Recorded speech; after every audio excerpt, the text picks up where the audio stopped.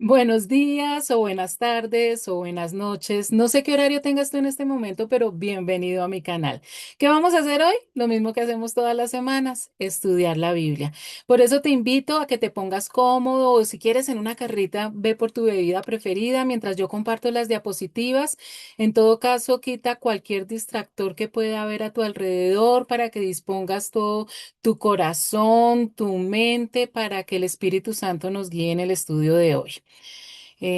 Yo creo que ya están viendo la pantalla verde. Permítame en un segundo. Quito los controles flotantes. Bajo esto por acá. Ay, ay, me fui mucho y listo. Hola, gracias a las personas que se conectan todas las semanas y que están siguiendo este estudio desde hace tanto tiempo. Y si tú estás por primera vez, este es un grupo que se llama Del Génesis al Apocalipsis. Mi nombre es Liliana Parga. Mucho gusto, bienvenidos. Y lo que hacemos aquí, como te dije anteriormente, es estudiar la Biblia. Hoy nos encontramos en la clase número 154.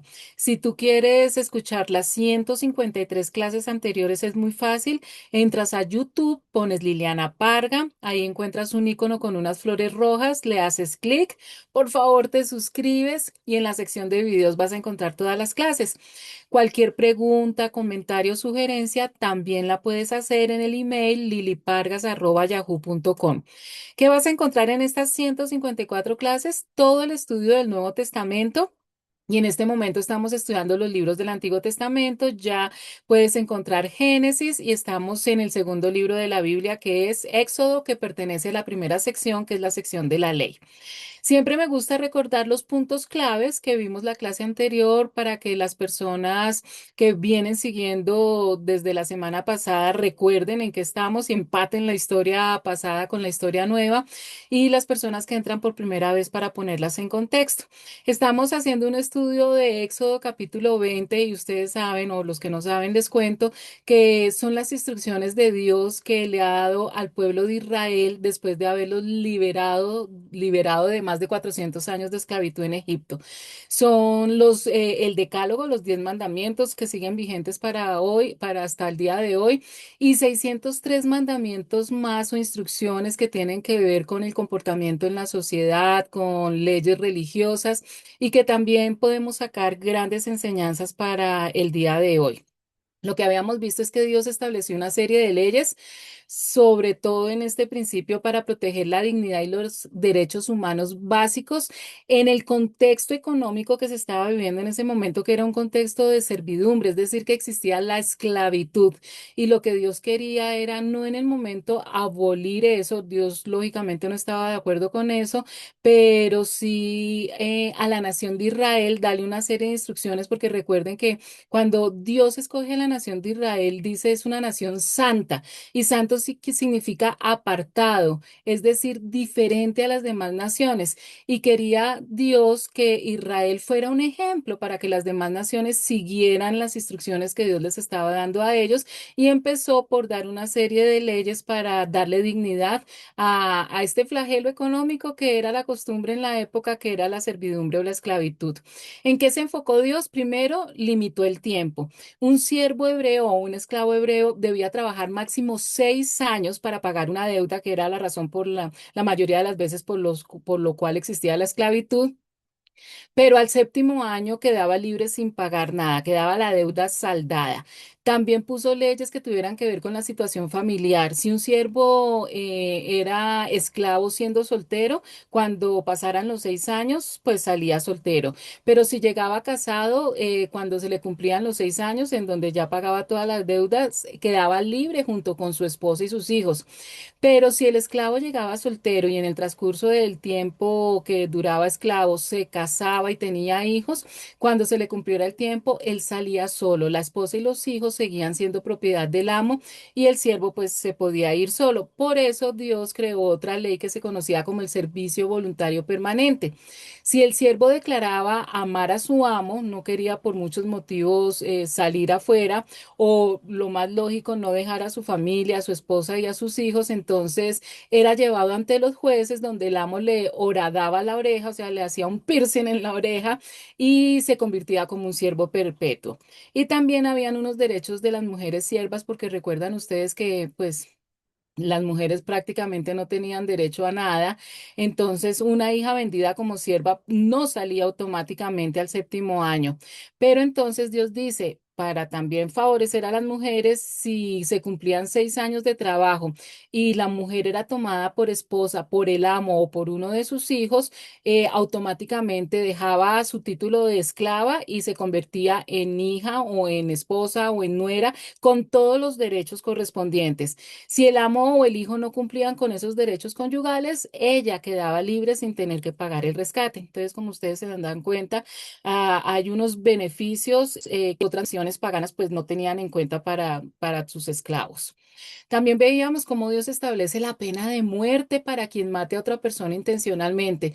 Y si la muerte era accidental, se establecieron unas ciudades, unos lugares de refugio para el culpable, así diferenciando el asesinato del homicidio culposo y también dándole la oportunidad pues que se pudieran esclarecer los hechos. Se establece que se castigaba con la muerte el golpear a los padres o incluso maldecirlos.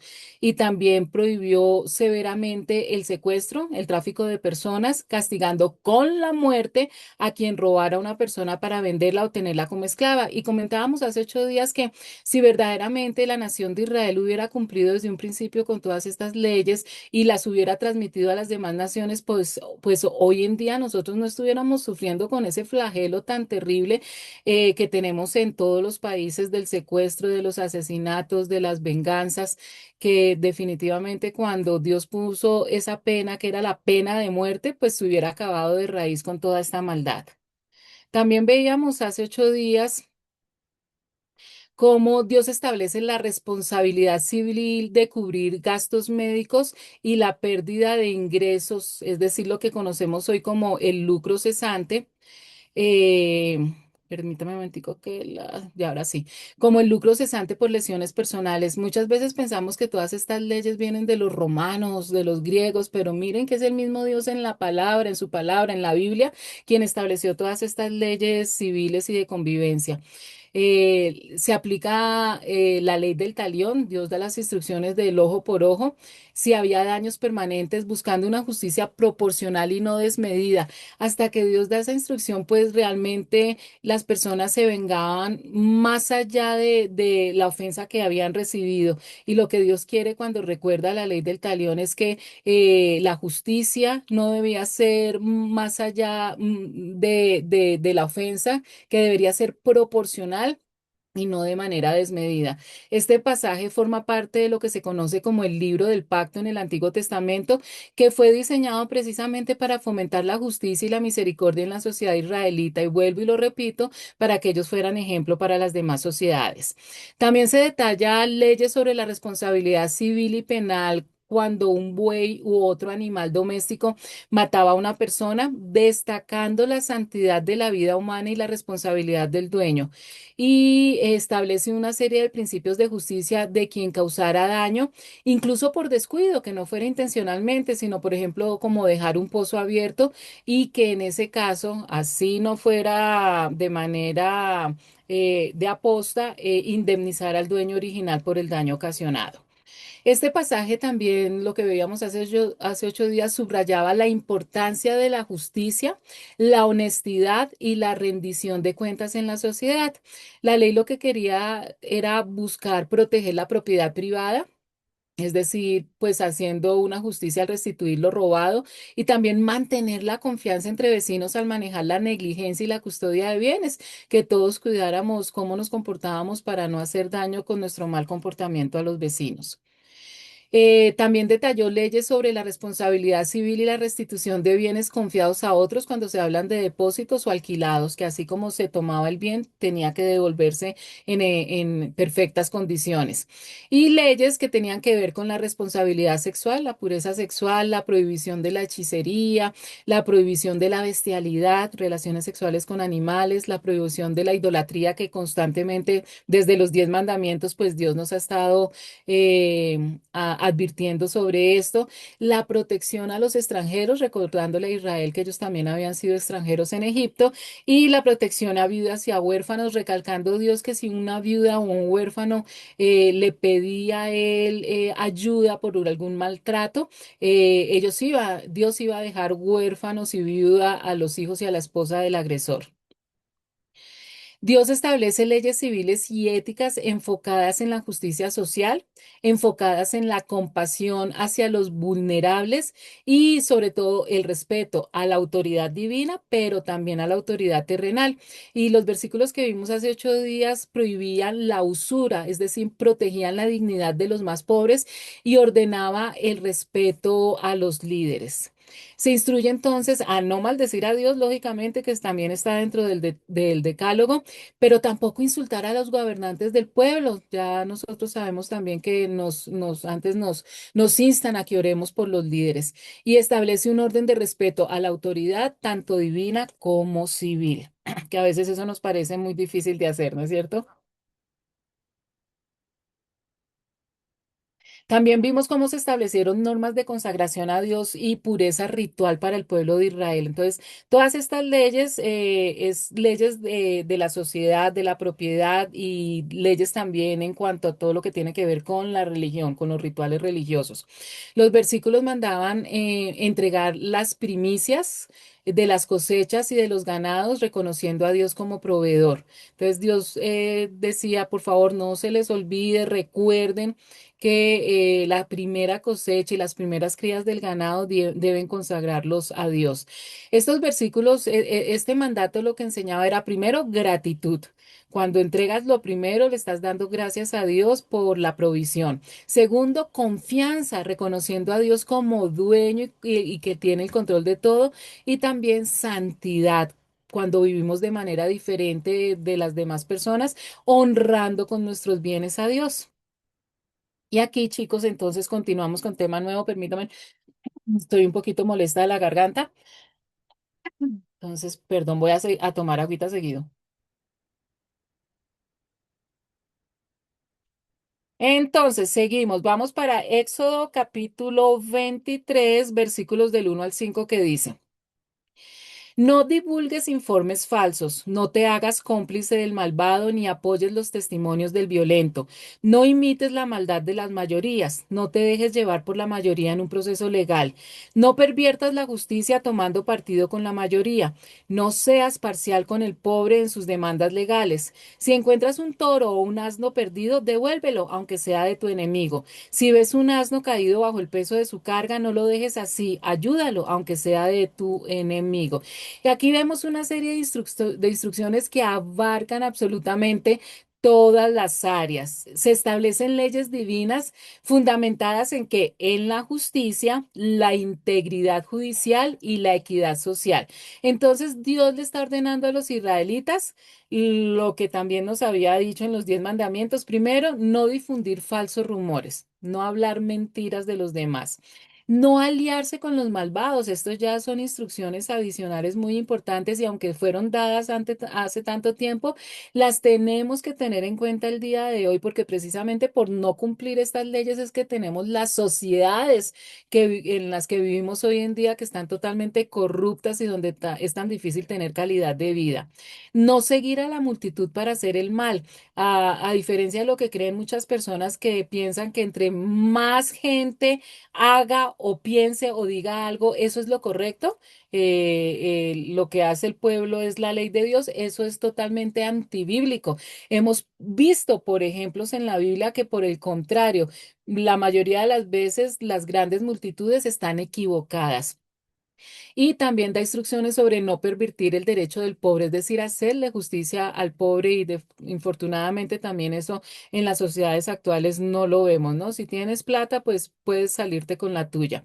Estas normas pues querían proteger la verdad sobre todo y a las personas vulnerables y estas leyes forman parte de las directrices dadas después de los 10 mandamientos para regular las relaciones con el prójimo, con los vecinos, asegurando una sociedad basada en el amor a Dios y al prójimo. Recuerden que la base de todo son las familias son las bases de de la sociedad y la sociedad es la base de los países, de las naciones. Versículos 6 al 9. Seguimos con más instrucciones.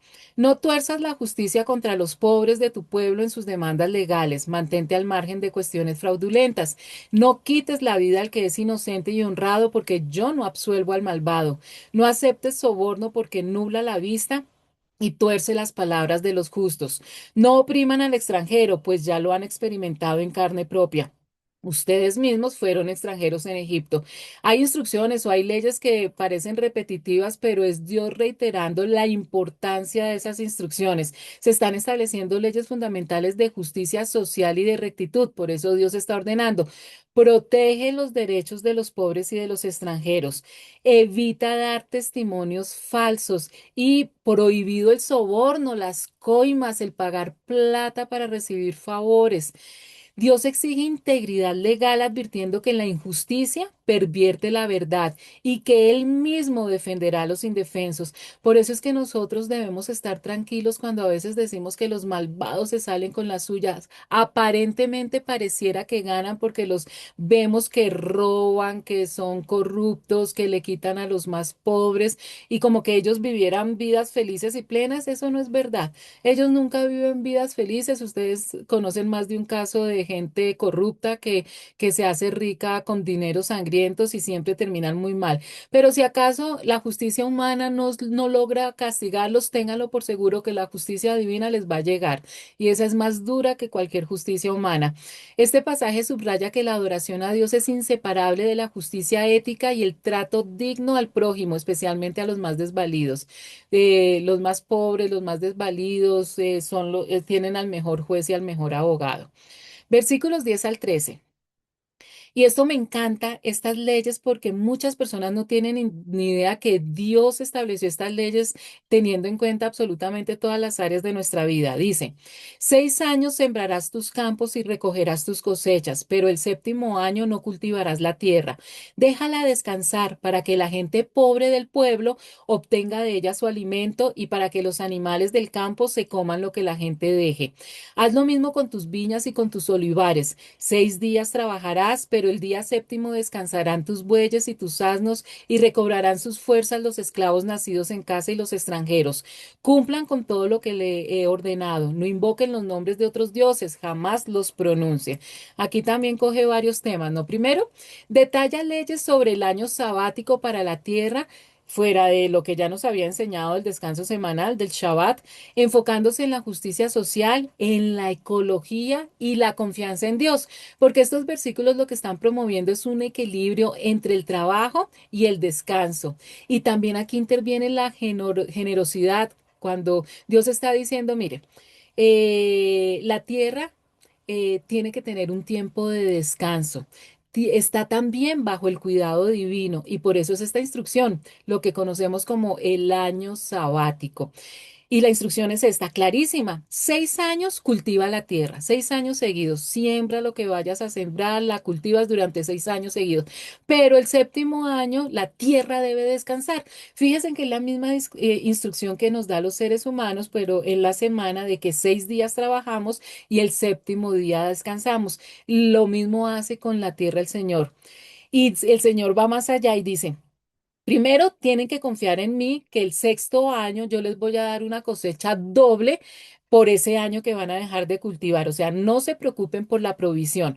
Y la tierra, en todo caso, al dejarla descansar, por sí sola van a brotar, va a haber cosecha de algo, porque así es de hermoso Dios que hace que la tierra sola de pronto crezca por sí sola algo. Eso no lo recojan ustedes, sino que déjenselo a los pobres y a los animales. Todo lo que se coseche sin que ustedes pongan la mano, déjenselo que los pobres lo cojan. Esto enseñaba que la tierra primero le pertenece a Dios, no al hombre y garantizaba alimento para los desfavorecidos. Aquí también entra la generosidad indirecta porque es un mandato de Dios.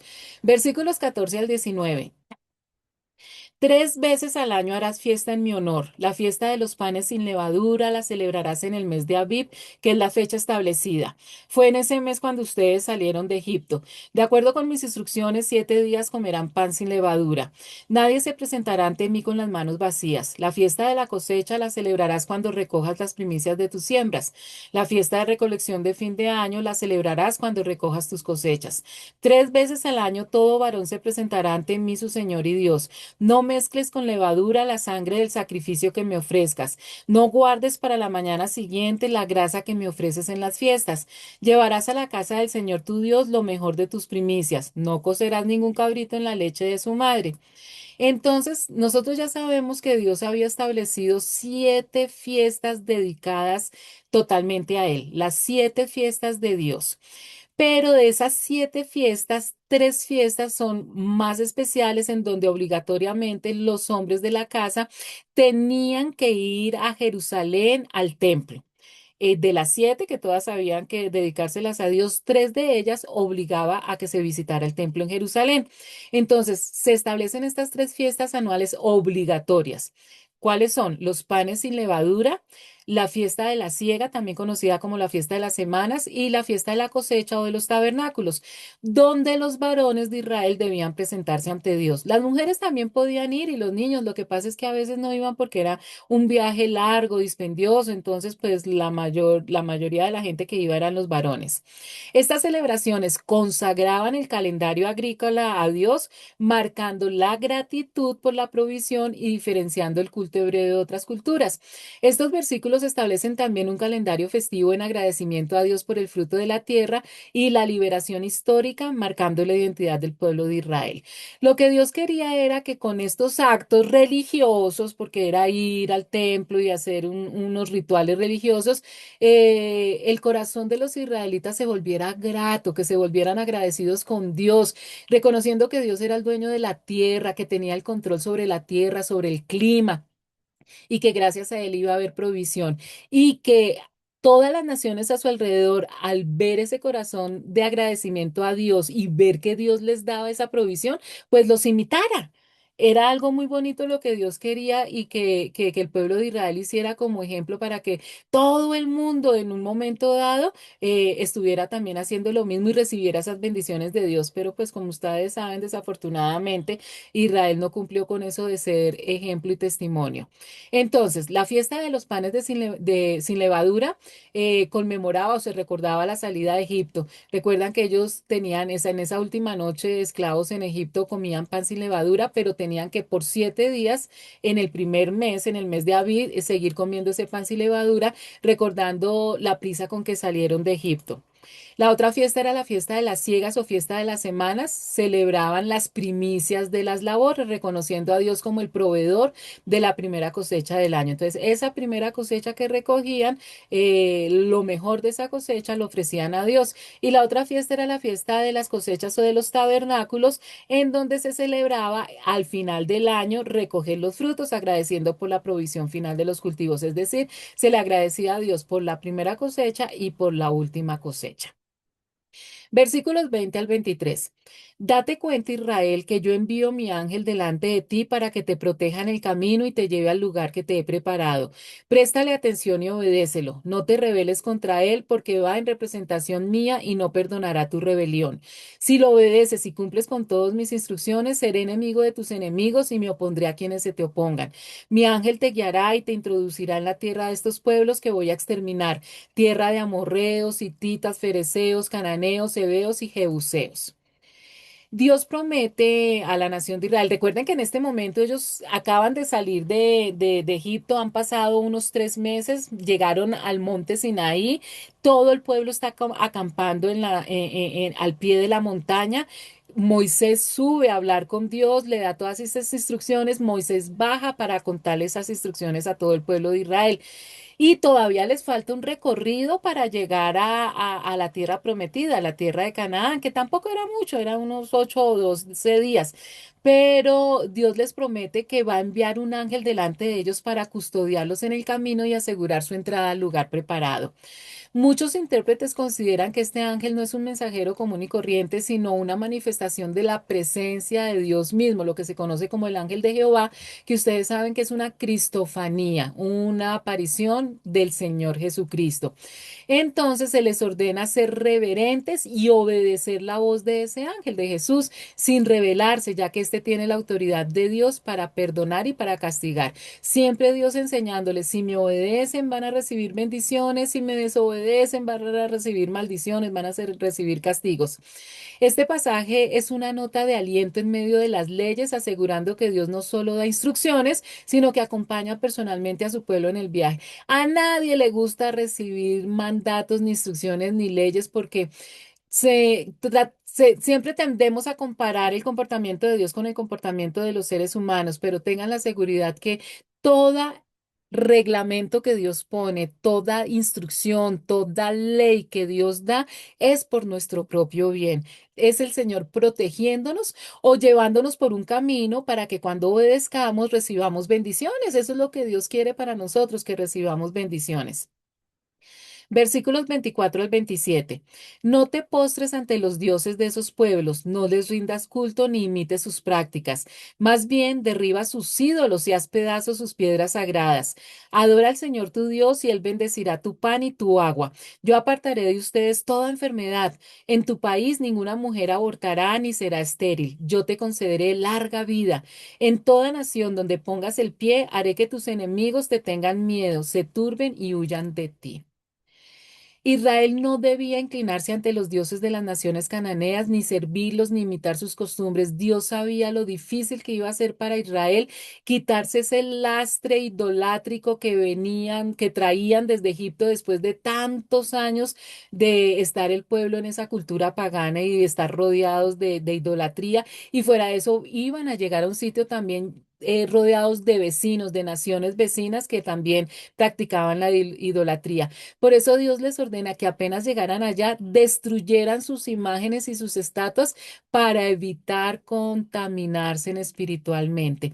Muchas personas que no profundizan en la Biblia, que no escudriñan, sino simplemente se quedan con lo superficial, hablan que el Dios del Antiguo Testamento es un Dios cruel, un Dios genocida, un Dios vengativo, pero no analizan que todo esto lo está haciendo para el mismo bien de la humanidad.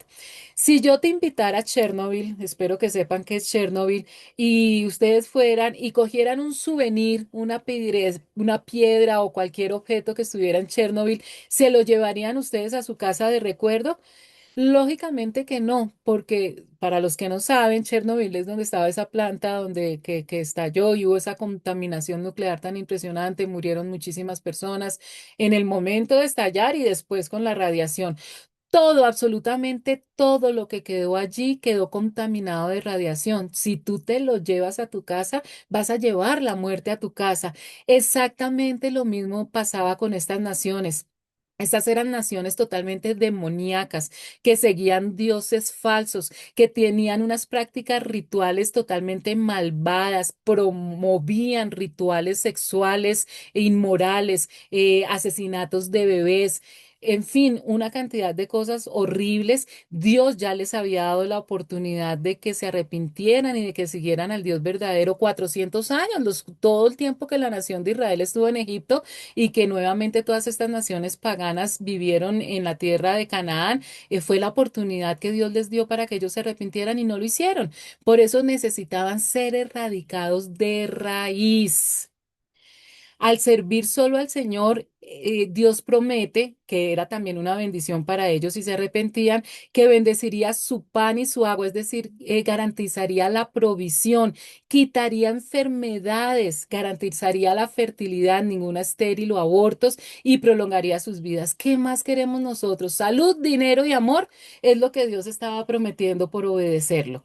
Dios prometió enviar su terror y confusión sobre los enemigos, haciendo que los enemigos retrocedieran ante Israel. Recuerden que Israel era una nación realmente pequeña comparada con las otras y no tenía un ejército. Las naciones paganas a donde ellos iban a llegar eran crueles, tenían ejércitos conformados ya estructuralmente bien hechos y Dios les dice, no se preocupen, yo les voy a dar, recuperar la tierra prometida, eso es pan comido porque yo voy a pelear por ustedes. Las promesas están vinculadas a la obediencia estricta a las instrucciones divinas y no hacer pactos con lo que aparta de Dios. Es decir, Dios les dice, miren, yo voy a introducir en ellos un terror tan grande que entre ellos mismos se van a destruir. El pasaje destaca que el amor de Dios es práctico y está presente en la vida diaria de su pueblo, cuidando su bienestar integral. Versículos 28 al 30. Delante de ti enviaré avispas para que ahuyenten a los heveos, cananeos e hititas. Sin embargo, no los desalojaré en un solo año, no sea que al quedarse desolada la tierra, aumente el número de animales salvajes y te ataquen. Los desalojaré poco a poco hasta que seas lo bastante numeroso para tomar posesión de la tierra. Y me encantan los detalles de Dios, ¿no? Nosotros decimos, esos detalles son los que enamoran. Dios está pendiente hasta de lo más mínimo, que nosotros ni siquiera caeríamos en cuenta de eso. Él dice, no, no los voy a acabar, o sea, ustedes van a llegar a la tierra prometida, pero no van a establecerse en poco tiempo porque no voy a tomar mi tiempo para desalojarlos a ellos, porque si la tierra se queda sin gente, los animales salvajes se los van a comer a ustedes, en pocas palabras. La mayoría de los comentaristas interpretan este pasaje cuando Dios dice que voy a mandar a las avispas precisamente como ese terror o ese miedo que Dios infundirá en los habitantes de Canaán, facilitando la conquista por parte de Israel. Otros comentaristas sugieren que podrían ser plagas reales, literales, enviadas por Dios para desmoralizar y expulsar a los enemigos. En todo caso, la conquista gradual evitaba que la tierra se convirtiera en un desierto despoblado y lleno de animales salvajes, ya que Israel aún no era suficientemente numeroso para habitar la tierra y para cultivar y para defenderse, defender todo el territorio al mismo tiempo. Y aquí hay algo muy bonito que de pronto ustedes no saben. Y es que nosotros los latinos tenemos un cantante que pues a la mayoría de los cristianos nos gusta mucho porque él es un cristiano también, Juan Luis Guerra, que tiene una canción que se llama Las Avispas, que es rica para bailar. Bailar no es pecado si lo haces con tu pareja, con tu cónyuge, en donde absolutamente cada una de las frases de esa canción es sacada de la Biblia. No, no, no sé cantar, no los puedo, no les puedo ayudar con mi canto porque si no todos apagarían inmediatamente su computador o su celular. Pero los que saben cantar, imagínense en la música. Acuérdense en lo que dice, tengo un Dios admirable en los cielos, y aquí se refiere a Isaías 9:5, y el amor de su Espíritu Santo, primera de Juan 5:7-8. Por su gracia yo soy hombre nuevo, Efesios 4:22-24, y de gozo se llena mi canto, Proverbios 29:6. De su imagen yo soy un reflejo, Génesis 1:27, que me lleva por siempre en victoria, primera de Corintios 15:57. Jehová me ha hecho cabeza y no cola, Deuteronomio 28:13-14. En mi Cristo yo todo lo puedo, Filipenses 4:13. Y así sigue toda la canción y la parte de que yo les envío a mis avispas para que los piquen, la saca precisamente de la porción que acabamos de estudiar de Éxodo. Seguimos, versículos 31 al 33. Extenderé las fronteras de tu país desde el Mar Rojo hasta el Mar Mediterráneo y desde el desierto hasta el río Éufrates. Pondré bajo tu dominio a los que habitan allí y tú los desalojarás. No hagas ningún tratado con ellos ni con sus dioses. Si los dejas vivir en tu tierra, te pondrán una trampa para que adores a sus dioses y acabarás pecando contra mí. Dios da unas instrucciones que son fuertes, son contundentes, pero necesarias. Primero, establece los límites geográficos de la tierra prometida para Israel y ordena la expulsión total de los habitantes cananeos y sus ídolos. Para los que alcanzan a ver la imagen, la nación de Israel es esta frontera moradita o púrpura que ustedes ven en el mapa, pero los límites, la tierra que Dios le había regalado a Israel es la parte roja. Si ven por la desobediencia, solamente lo que ellos pudieron conquistar, lo que ellos pudieron heredar. Y eso fue por la desobediencia, porque Dios les dijo, no hagan tratos con los cananeos, no se junten con ellos. extermínelos, y ellos no cumplieron con ese mandato, pero realmente todo el territorio de Israel es lo que abarca toda la franja roja. Dios advierte que no hacer alianzas con ellos es crucial para evitar la idolatría y la contaminación espiritual, previniendo así que sus costumbres se convirtieran en un tropiezo para la fe del pueblo y así no recibieran bendiciones. Y nosotros que conocemos tristemente el final, sabemos que más se demoró Dios en darle las instrucciones que en ellos empezar a confraternizar con el enemigo. Los hombres israelitas empezaron a casarse con mujeres cananeas y con el tiempo empezaron a adorar los dioses también de todas esas tierras, llevando a todo tipo de inmoralidad y todo tipo de pecado que los llevó a tanta disciplina y tanto castigo de nuevamente perder la tierra y tantos otros juicios que cayeron sobre ellos por la desobediencia. Entramos a Éxodo capítulo 24. Versículos del 1 al 4 dice, el Señor dijo a Moisés, sube al monte y preséntate ante mí junto con Aarón, Nadab y Abiú y 70 de los jefes de Israel. Ellos podrán adorar a cierta distancia, pero solo tú, Moisés, podrás acercarte a mí, el Señor. El resto del pueblo no deberá acercarse ni subir contigo. Moisés fue y refirió al pueblo todas las palabras y leyes del Señor y ellos respondieron a una voz. Haremos todo lo que el Señor ha dicho. Moisés puso entonces por escrito lo que el Señor había dicho. A la mañana siguiente madrugó y levantó un altar al pie del monte y en representación de las 12 tribus de Israel consagró 12 piedras.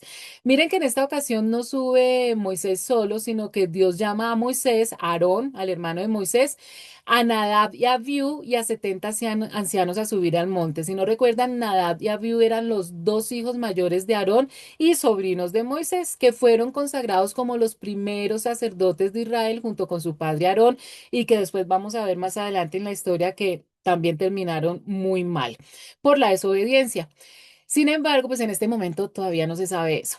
Se establece una jerarquía en la adoración. Fíjense que solamente Moisés era el que se iba a acercar más a Dios, mientras los demás iban a adorar a Dios, pero desde lejos, resaltando la santidad de Dios y la necesidad de un mediador. En esa época, Moisés actuaba como mediador, bajando para comunicar al pueblo todas las palabras de Dios y todas sus ordenanzas. El pueblo respondía siempre al unísono, que esto es lo más grave. Siempre que Moisés les decía, Dios les manda a hacer tal cosa, ellos decían, haremos todas las palabras que Dios ha dicho. Y esto es algo importante. Ellos lo tomaron a la ligera, pero realmente era un momento de compromiso unánime antes de hacer ese compromiso con una firma de sangre. Dios sabía que ellos estaban hablando solamente de los dientes hacia afuera cada vez que Moisés les decía, Dios promete tal cosa si ustedes hacen esto, y ellos decían, sí, que Dios nos dé esas bendiciones porque nosotros vamos a obedecer. Moisés escribe la ley en un libro que es lo que se conoce como el libro del pacto. Fíjense que ya no se queda solo en tradición oral y verbalmente, sino que Dios le dice que escriba todo en un libro y fuera de eso construye un altar con 12 columnas que representan las 12 tribus de Israel, preparando el lugar para hacer la firma de ese pacto, que es una firma, un pacto de sangre. Este pasaje destaca la importancia de la obediencia, el papel de la palabra escrita y el acceso a Dios a través de un mediador, prefigurando también a Jesucristo. Es decir, aquí Dios dice, todas las bendiciones me van a llegar si obedecen. La instrucción es clara. Este es un pacto condicional. La condición es, van a recibir bendiciones si me obedecen, pero lo voy a dejar también por escrito y va a ser un pacto de sangre y con un mediador. Y si ustedes comparan todo lo que está sucediendo aquí, es lo mismo que sucede en el Nuevo Testamento, sino que esta vez en el Nuevo Testamento el mediador es Jesucristo, pero también con un pacto de sangre. Versículos 5 al 8. Luego envió a unos jóvenes israelitas para que ofrecieran al Señor novillos como holocaustos y sacrificios de comunión. La mitad de la sangre la echó Moisés en unos tazones y la otra mitad la roció sobre el altar. Después tomó el libro del pacto y lo leyó ante el pueblo. Ellos respondieron, haremos todo lo que el Señor ha dicho y le obedeceremos. Moisés tomó la sangre, roció al pueblo con ella y dijo, esta es la sangre del pacto que de acuerdo con estas palabras el Señor ha hecho con ustedes. Entonces, ya después de dar las instrucciones, viene la práctica. Se ofrecen los holocaustos y los sacrificios de paz a través de jóvenes. Dios utiliza jóvenes de Israel como representantes de toda la nación. Hacen un sacrificio con un animal. La mitad de la sangre del animal es derramada sobre el altar que previamente habían construido, representando la parte de Dios y la expiación de los pecados para acercarse a él. Moisés lee el libro del pacto y el pueblo responde, haremos todas las cosas que Dios ha dicho y obedeceremos. O sea, esa es toda la ceremonia. La otra mitad de la sangre es rociada sobre el pueblo, sellando su compromiso de obediencia y purificándolos para pertenecer a Dios. Esto se le conoce como la sangre del pacto o un pacto de sangre, un acto que prefigura el sacrificio de Jesús en el Nuevo Testamento. Y este acto es lo que formaliza la relación especial donde Dios es su protector y ellos, es decir, Israel, su pueblo obediente y santo, es decir, escogido, apartado para después ser testimonio ante las demás naciones. Fíjense en que fue algo muy serio. Con esto yo quiero que ustedes entiendan una cosa, chicos. Fue algo solemne, fue algo serio, fue una ceremonia grandísima en donde la nación, toda la nación, dice la Biblia, por su libre albedrío, ellos voluntariamente, Dios nos los obligó, Dios les propone algo y ellos aceptan. Por eso, cuando ellos desobedecen, cuando incumplen el pacto, el castigo es tan severo para ellos, que todavía siguen teniendo las consecuencias de ese juicio por la desobediencia al incumplir ese pacto que se hizo con ellos. Versículos 9 al 12. Moisés y Aarón, Nadab y Abiú, más los 70 jefes de Israel, subieron y vieron al Dios de Israel. Bajo sus pies había una especie de pavimento de zafiro tan claro como el cielo mismo. Y a pesar de que estos jefes de los israelitas contemplaron a Dios, él no les hizo daño.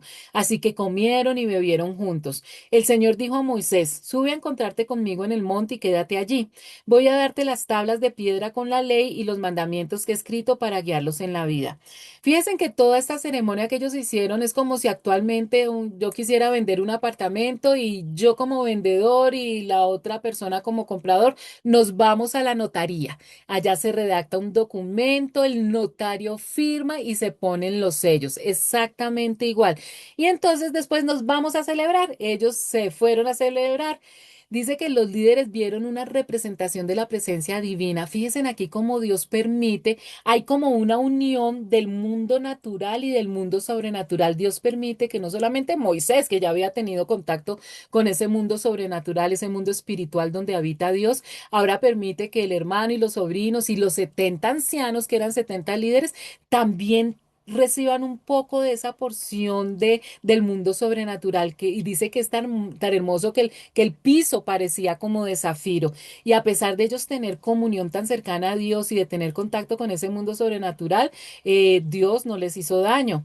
Y porque recuerden que la santidad de Dios y el pecado del hombre, pues hacía que no se pudiera tener esa relación tan estrecha. Pero Dios en su soberanía permita que ellos beban esa primera cucharadita del mundo espiritual. Dios no les hace daño a pesar de la santidad del momento. Comieron y bebieron simbolizando un banquete de pacto, sellando la paz y la relación entre Dios e Israel.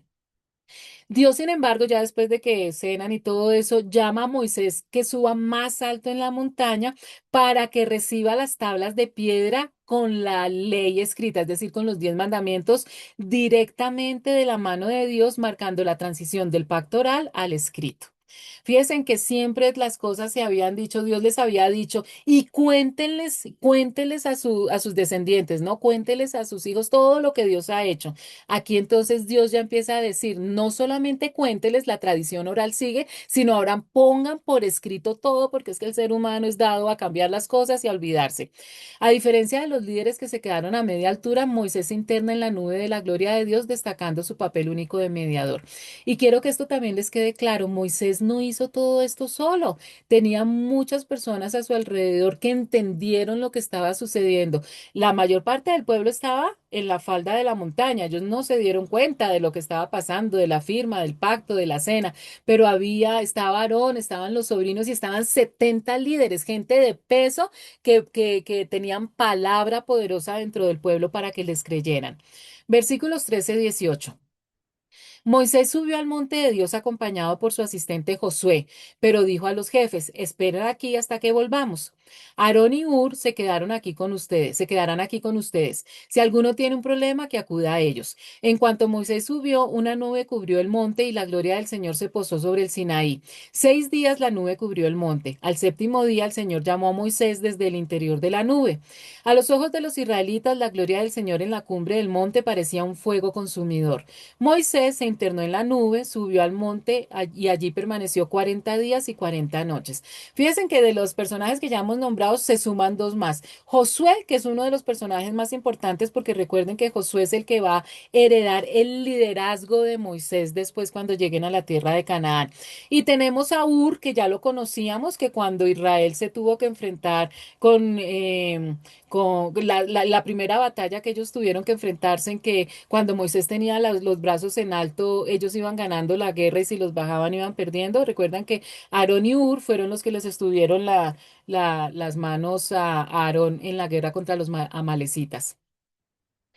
Le tuvieron las manos a Moisés, los brazos. Dios llama a Moisés a subir solo para recibir la ley y mandamientos que él mismo escribió para instrucción del pueblo. Josué acompaña a Moisés en parte del ascenso, se queda también, no sube hasta la cima, representando la transición del liderazgo y su papel como asistente cercano de Moisés. Aarón y Hur quedan a cargo del pueblo, subrayando que la fe y la obediencia deben mantenerse incluso durante la ausencia física de los líderes, y esto es importante. Moisés sube a la montaña y se demora muy seguramente mucho más tiempo de lo que ellos imaginaban, pero ya habían muchos testigos de lo que Moisés estaba haciendo. La presencia de Dios es descrita como una nube y un fuego consumidor en la cumbre, pero ellos ya habían visto esa nube cuando al principio que lo estudiamos hace 8 días, cuando Dios quiso tener más cercanía con el pueblo. ¿Se acuerda que cada vez que Moisés hablaba sonaban relámpagos y truenos? Eso representaba su santidad, la majestad y el peligro por la impureza humana. Moisés entonces entra en la nube, permanece 40 días y 40 noches, un periodo de comunión directa para recibir la revelación de Dios. Se demora todo esto porque Moisés está escribiendo absolutamente todas las instrucciones. Recuerden que son 613 mandamientos, pues lógicamente tenía que demorarse tanto. Entramos a Éxodo 25. No lo vamos a ver todo, sino una partecita, versículos 1 al 9. El Señor habló con Moisés y le dijo, ordénales a los israelitas que me traigan una ofrenda. La deben presentar todos los que sientan deseos de traérmela. Como ofrenda se les aceptará lo siguiente: oro, plata, bronce, lana color azul, carmesí, escarlata, tela de lino fino, pelo de cabra, pieles de carnero teñidas de rojo, pieles finas, madera de acacia, aceite de oliva para las lámparas, especias para el aceite de la unción y para el incienso aromático, también piedras de ónice y otras piedras preciosas para montarlas en el efod y en el pectoral del sacerdote. Después me harán un santuario para que yo habite entre ustedes. El santuario y todo su mobiliario deberán ser una réplica exacta del modelo que yo te mostraré. Bueno, fuera de las instrucciones de los 10 mandamientos que iban a quedar escritas en tablas de piedra, de los 603 mandamientos adicionales que tenían que ver con leyes civiles y religiosas, Dios va a empezar a darle una serie de instrucciones a Moisés que deben cumplirse exactamente, porque Dios le pide a Moisés que tienen que construir lo que nosotros conocemos como el tabernáculo. Esto marca el inicio de las instrucciones divinas para la construcción del tabernáculo, un santuario terrenal donde Dios habitaría en medio de Israel, lo que después se conoce como el famosísimo Templo de Jerusalén. Dios entonces le dice a Moisés que le pida a todo el pueblo materiales, porque todo varón debe dar de corazón, por voluntad propia, todo el material para construir el tabernáculo. La construcción se iba a financiar con la generosidad voluntaria del pueblo y no por imposición, no por obligación.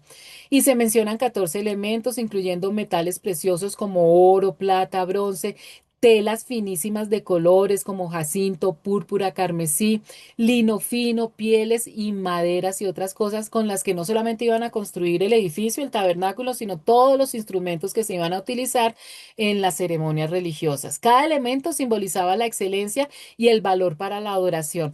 Y lo más lindo es que cada elemento, como lo vamos a ver más adelante, también va a ser un simbolismo de la llegada del Mesías. Va a simbolizar o representar algo que el Mesías iba a tener, es decir, Jesucristo. Dios desea la cercanía y la comunión con su pueblo, no la distancia.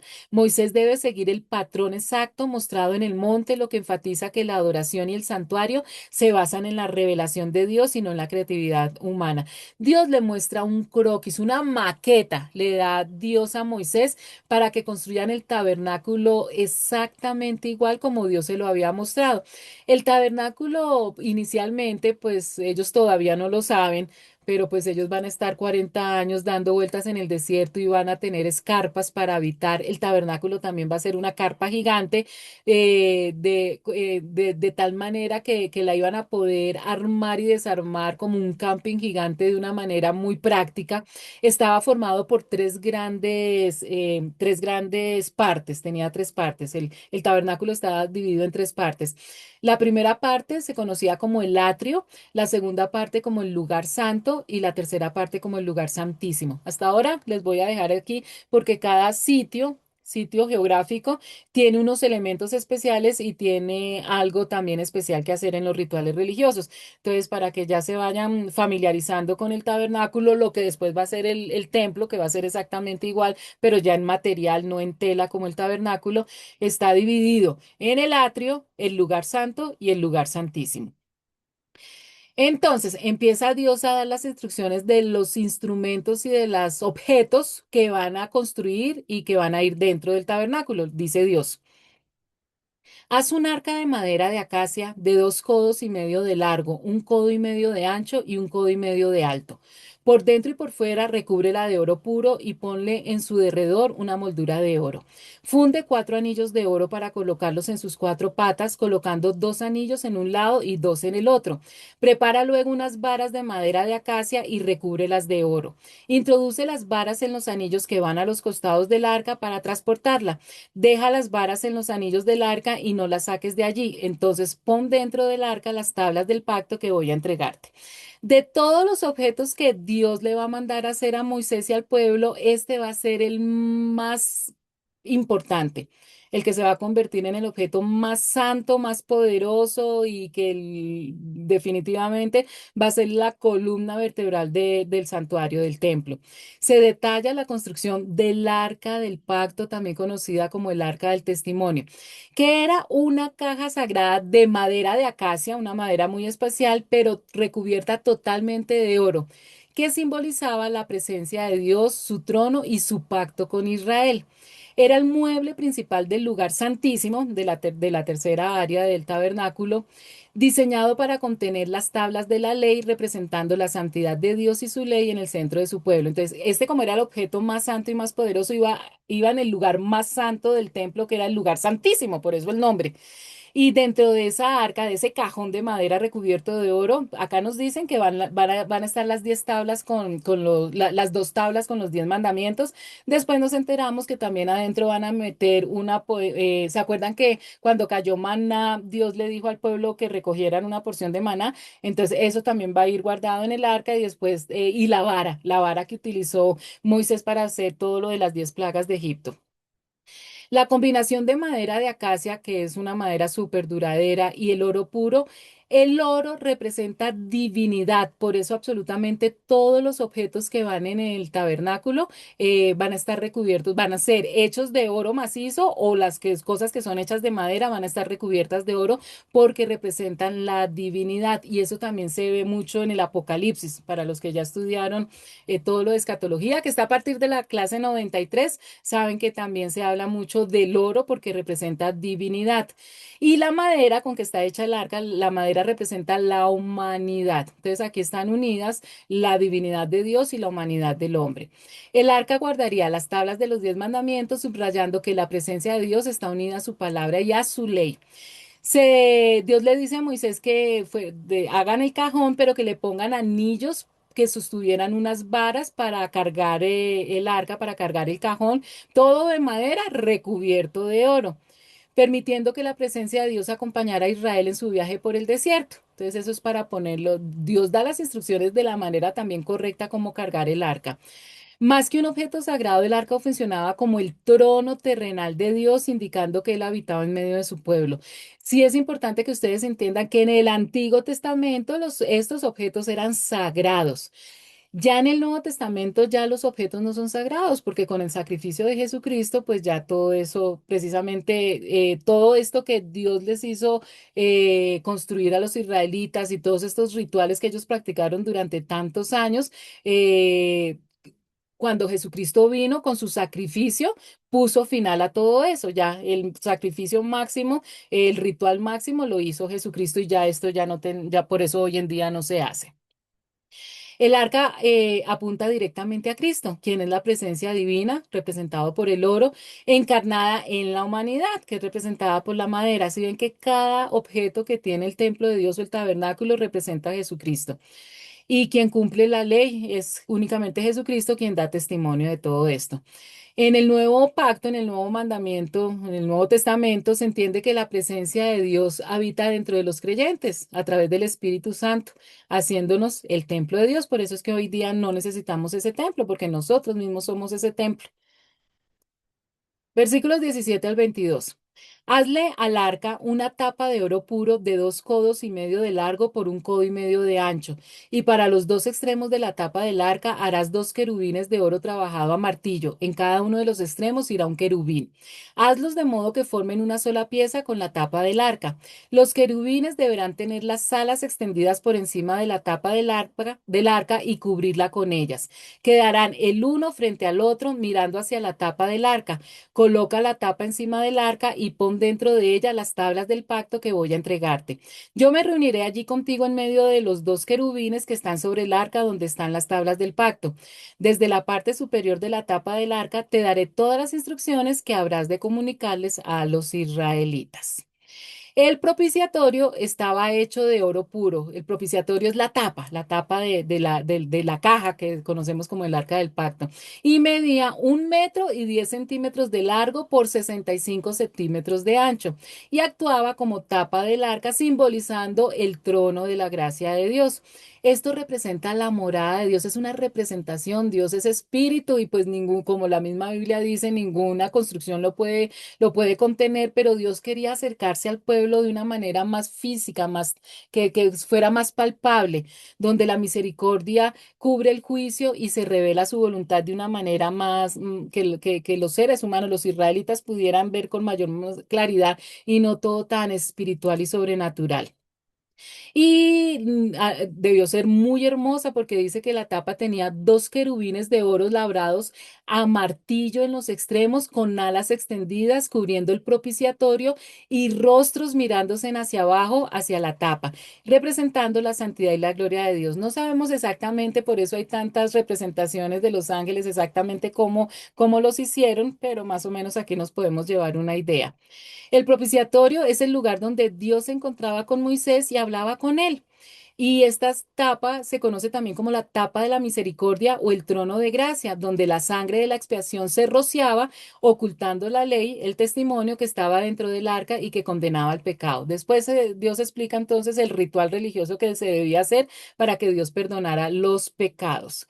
Permítame un momento, yo veo una cosita. Estoy compartiendo con ustedes, pero dejé de compartir. Permítame en un momento. Es que aquí, bueno, sí, sí, sí, no. Pensé que me había pasado de lo que tenía programado, pero ya estoy bien. Entonces, sigamos.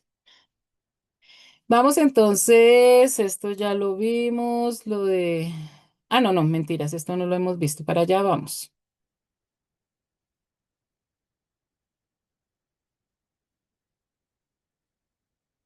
Permítame un segundo. Es que lo que tenía preparado se fue, cuando di la clase en vivo, se fue mucho más allá de del horario y me tocó acortarlo y no me acordaba exactamente en qué diapositiva había dejado de explicar. Vamos para 25, 31, 40. Voy a dejar de compartir acá.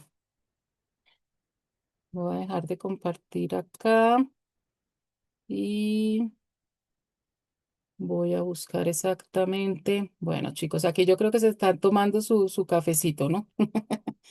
Mientras hago esto. Listo, ahora sí. 25, estamos sexo 25, 31, 40, dice. Haz un candelabro de oro. No sé si están viendo ustedes, chicos. Es que tuve aquí un revés. ¿Saben qué? Como yo no puedo ver si ustedes están viendo la misma diapositiva, voy a dejar de compartir acá, chicos. Voy a dejar de compartir, vamos a dejar la clase hasta acá. En todo caso, es mucho material y vamos a reanudar la otra semana para que podamos entender mejor todo. Yo creo que en todo caso la hora ya se va a cumplir y con esto es suficiente porque yo creo que ya es mucho material. Bueno, chicos, yo sé que este tema es un poquito dispendioso, pero estamos aprendiendo muchas cosas y es interesante saber todas estas instrucciones que Dios le ha dado al pueblo de Israel. Nos vemos en 8 días. Que Dios los bendiga, que tengan una linda semana.